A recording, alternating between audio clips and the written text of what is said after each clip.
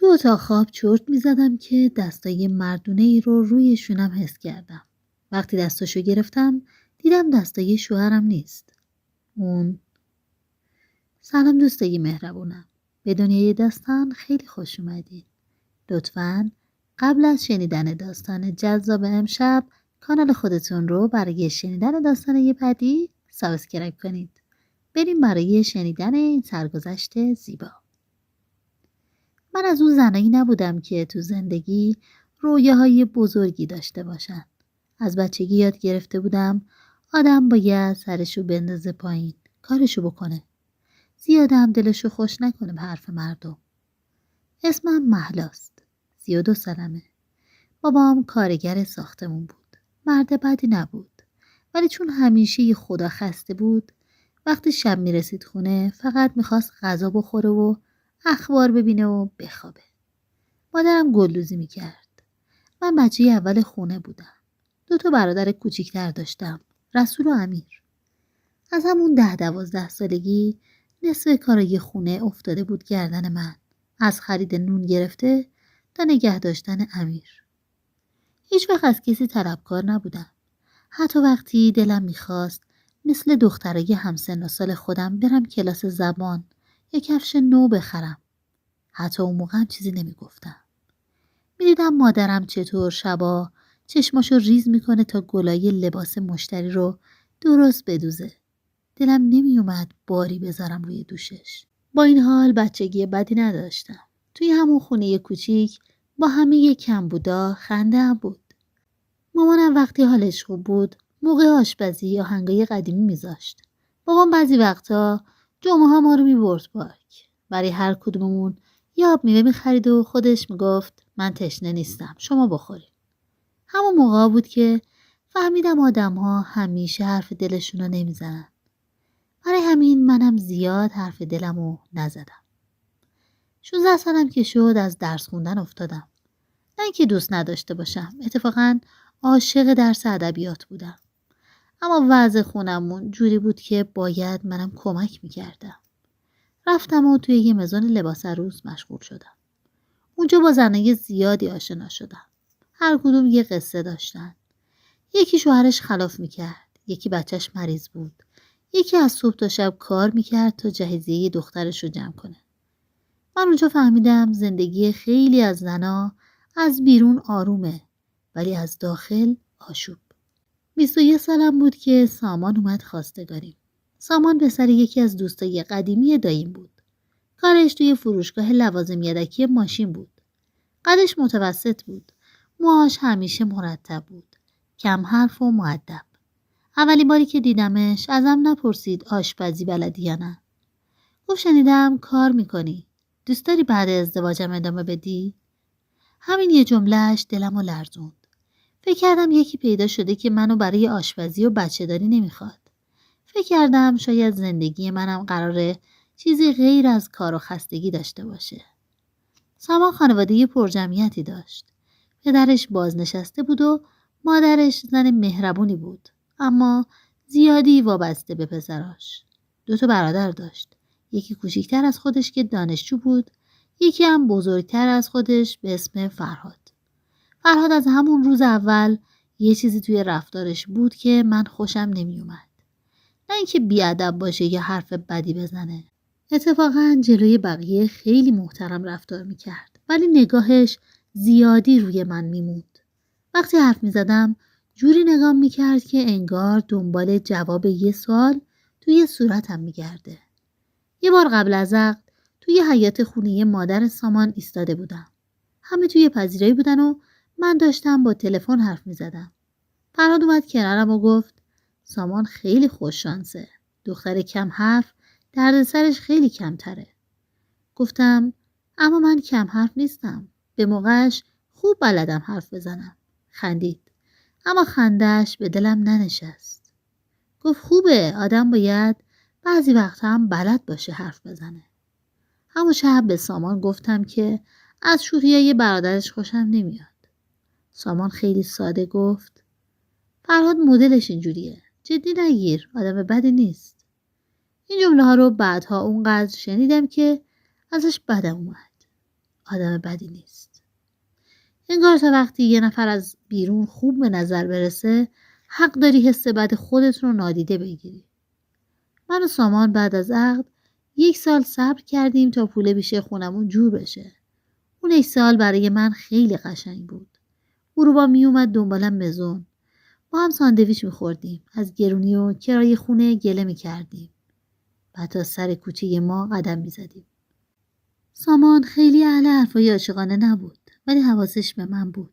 اگه مریض می‌شدم دارو می‌خرید. اگه از چیزی ناراحت می‌شدم میگفت حرف بزن، تو خودت نریز.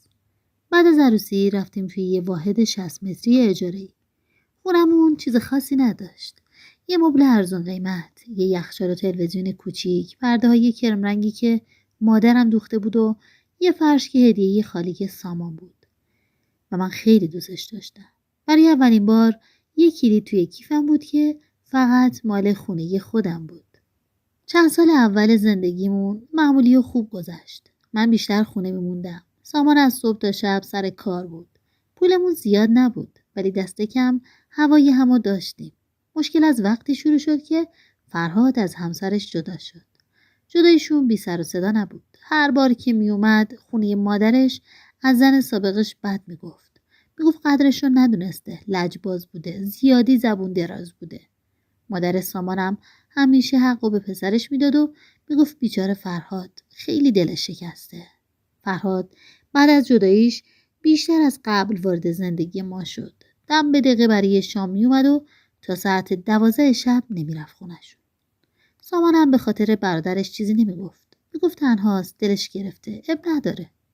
من مخالفت نمیکردم، ولی آرامشم از دست داده بودم. هر بار زنگ در به صدا در می اومد دلم شور میزد که نکنه بازم فرهاد باشه. یه بار که سامان رفته بود حموم و من داشتم سفره رو جمع می کردم، فرهاد خیلی آروم گفت تو زیادی خودتو از من دور میکنی یا حواسم هست. گفتم من از کسی دوری نمی کنم، فقط دوست دارم توی خونه خودم راحت باشم. گفت راحت باش، من که غریبه نیستم. همونجا قاشق از دستم افتاد. سرمو بالا گرفتم و گفتم اتفاقا غریبه ای. این که برادر شوهرمی دلیل نمیشه هر حرفی دلت خواست بزنی. حالت صورتش یه دفعه عوض شد. برای چند ثانیه فقط نگام کرد. بعد گفت حساس شدی یا مهل خانم؟ من که چیزی نگفتم. وقتی سامان از حموم اومد بیرون، فرهاد مثل همیشه خندید و درباره فوتبال حرف زد. من چیزی نگفتم. نه چون میترسیدم، چون مطمئن نبودم که سامان حرفمو باور کنه. همین سکوتا آدمو از داخل نابود میکنه. چند ماه بعد باردار شدم. وقتی جواب آزمایشو دیدم دستام میلرزید. از خوشحالی گریه کردم. سامان اون روز از سر کار زودتر اومد خونه. شیرینی خرید و تا شب هر چند دقیقه یه بار میپرسید خوبی؟ چیزی نمیخوای؟ دخترم رونیکا که به دنیا اومد همه چیز برای مدتی عوض شد. کل زندگی من شد بچه‌داری و بیخوابی. من اونقدر درگیر رونیکا بودم که خیلی چیزا رو کنار گذاشتم. کاری مزون کمتر شد. رفت و آمدام کمتر شد. حتی خودم رو کمتر توی آینه میدیدم.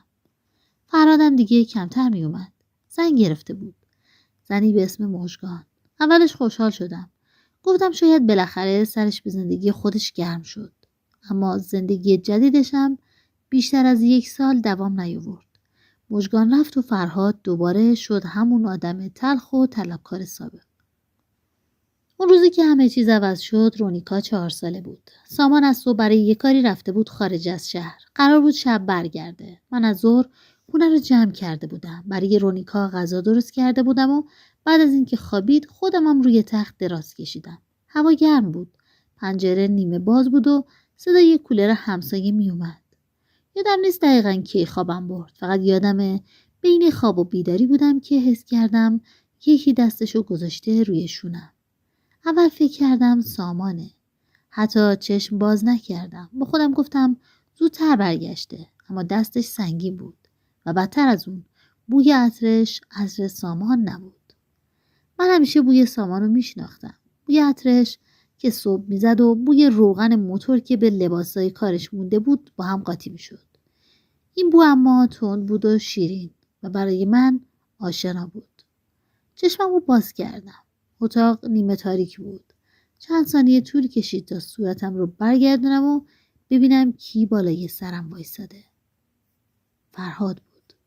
قلبم اونقدر محکم میزد که انگار یکی از داخل مشت میکوبید به سینم. دستشم هنوز روی شونم بود. بی اختیار مچشو گرفتم و با تمام توانم هلش دادم عقب. گفتم تو اینجا چی کار میکنی؟ اولش جا خورد. بعد سعی کرد خودشو جمع کنه. گفت در خونه باز بود. اومدم ببینم چیزی لازم نداری؟ زنگم زدم جواب ندادی.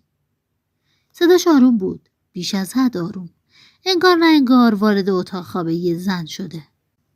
از تخت بلند شدم. پاهم میلرزید ولی نمیخواستم بفهمه. گفتم تو حق نداشتی بیای داخل. حق نداشتی بیای توی اون اتاق.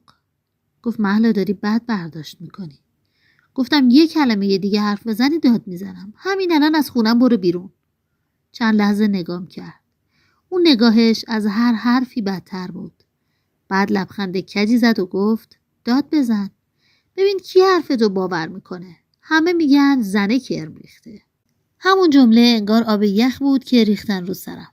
چون میدونستم راست میگه. میدونستم اگه اون لحظه صدامو بلند کنم شاید همسایه ها بیان. شاید مادر شوهرم بیاد. شاید حتی سامان هم برسه. اما بعدش چی؟ بعدش چند نفر با نگاهشون از من میپرسند که چرا در خونه باز بوده؟ اصلاً چرا زودتر از اینا نگفتی؟ رفتم سمت در اتاق و با صدای بلند گفتم رونیکا خوابه. تا 3 بشمارم از این خونه رفتی بیرون. وگرنه خودم زنگ میزنم به سامان و همه رو هم خبر میکنم. فرهاد رنگش برید. شاید فکر نمیکرد من واقعا جلوش بایستم. شاید عادت داشت که از ترس آبرو ساکت بمونم. از خونه رفت اما قبل از اینکه درو ببنده گفت خودت داری زندگی تو خراب میکنی. درو بستم. قفل کردم. بعد تکیه دادم به دیوار و نشستم رو زمین. هیچ صدایی ازم در نمیومد. فقط اشک میریختم. نه به خاطر اینکه ضعیف بودم. به خاطر اینکه تازه فهمیده بودم که آدم ممکنه توی خونه خودش هم حتی احساس امنیت نکنه. اون شب تا سامان رسید 1000 بار تصمیممو عوض کردم. یه بار گفتم نمیگم. میترسم دعوا بشه. یه بار گفتم اگه نگم فردا دوباره این برمیگرده. یه بار به رونیکا نگاه کردم که بیخبر خوابیده بود و با خودم گفتم اگه من سکوت کنم چه چیزی به دخترم دارم یاد میدم. سامان نزدیک نیمه شب رسید. خسته بود. تا منو دید گفت چی شده؟ انگاری رنگت پریده. گفتم بشین. باید یه حرفی بزنم که شاید هیچ کدوممون دیگه بعدش اون آدم سابق نباشیم. همه چیزو گفتم. از حرفای قدیمی فرهاد گفتم. از نگاهاش. از اون روزی که گفت غریبه نیست. از امروز. از دستش که روی شونم بود. سامان اول فقط نگام میکرد. عضلات صورتش سفت شده بود. چند بار گفت مطمئنی؟ و هر بار که میپرسید دلم میگرفت. من نیاز داشتم همون لحظه بدون اما و اگر کنارم بایسته. اما وقتی حرفم تموم شد سرشو پایین انداخت. چند دقیقه چیزی نگفت. بعد بلند شد رفت سمت پنجره و با صدایی که میلرزید گفت باید خیلی زودتر میفهمیدم. اون شب به فرهاد زنگ زد. من صدای داد زدنشون رو از آشپزخونه میشنیدم. سامان گفت دیگه حق نداره حتی اسم منو بیاره. حق نداره نزدیک خونمون بشه. حق نداره سراغ رونیکا بیاد. فردای اون روز سامان رفت خونه مادرش. من نرفتم. نمیخواستم روبروی کسی بشینم که شاید بخواد برای رفتار پسرش دلیل بتراشه. بعداً فهمیدم فرهاد همه چیزو انکار کرده. گفته من دچار سوء تفاهم شدم. گفته فقط برای رسوندن یه وسیله رفته خونمون. گفته من حساس شدم. مادر سامان چند بار زنگ زد. گریه کرد. گفت فرهاد برادر شوهرته. نذار زندگیتون به هم بریزه. بهش گفتم زندگی من چرا باید به هم بریزه؟ برای اولین بار بدون ملاحظه حرفمو زدم. از اون روز به بعد رابطه سامان و برادرش قطع شد. با خانواده‌اش هم مثل قبل رفتار نمی‌کرد. این اتفاق برای خودش هم سخت بود. بعضی شبا مینشست توی بالکن و میرفت تو فکر رو میکشید. با اینکه قبلا این کارو نمی‌کرد. میگفت نمیتونم باور کنم که برادرم. منم نمیتونستم. اما کم کم فهمیدم بعضی اتفاقا قرار نیست قابل باور باشن. فقط باید با حقیقتشون روبرو شد. ما مشاوره رفتیم. اولش سامان حوصله نداشت. ولی رفتیم. اونجا یاد گرفت که گاهی حمایت کردن فقط داد زدن و دعوا کردن نیست. باید گوش بدی، باید شک نکنی، باید کاری کنی که طرف مقابلت دوباره احساس امنیت کنه. منم یاد گرفتم که ترسیدن عیب نیست. حالا 2 سال از اون روز گذشته. رونیکا رفته کلاس اول. من دوباره دارم کار میکنم. این بار توی یه مزان کوچیک شریک شدم. صبح که دخترمو میبرم مدرسه، دست کوچولوشو میگیرم توی دستم و از دوستاش با هم حرف میزنه. گاهی شبا وقتی سامان دیر میاد، هنوز با صدای باز شدن در دلم میریزه. هنوز بعضی بوها، بعضی صداها منو پرت میکنن به اون عصر. ولی دیگه اون محلا نیستم که خیال کنه برای حفظ آرامش باید هر چیزی رو تحمل کنه. من برای دخترم یه چیزو همیشه تکرار میکنم، حتی اگه هنوز کامل معنیشو نفهمه. اونم این جمله است: هیچ کس، حتی نزدیکترین آدما، حق نداره کاری کنه که تو توی خونت احساس ترس کنی. و هر بار که این جمله رو میگم، حس میکنم دارم اون رو به خود بچگی من میگم، به دختری که سالها فکر میکرد کم حرف بودن یعنی دختر خوبی بودن.